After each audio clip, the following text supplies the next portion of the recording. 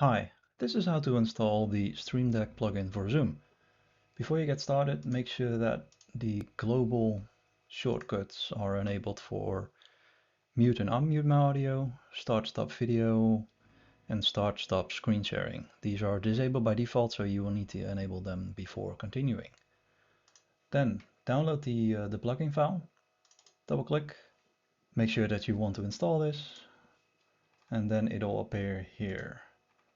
So all of these actions can now be dragged over to the Stream Deck. And this is an important one because we're controlling the Zoom client. We need to allow Stream Deck in order to use the accessibility features. So open up System Settings, look for Stream Deck. Here we go. Make changes, and then enable this.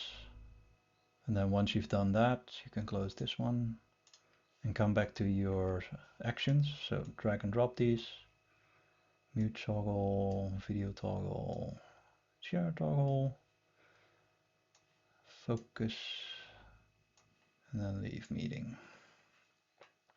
Okay, so now once I start a new meeting,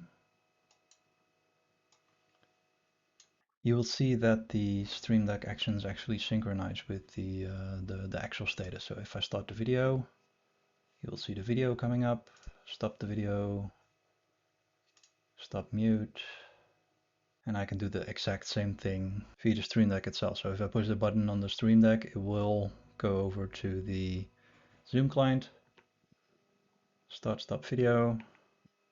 I can start sharing.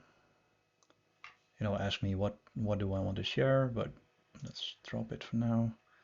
And then the focus action is to get the client into focus. Like if you have other screens in front of it, it'll pop up.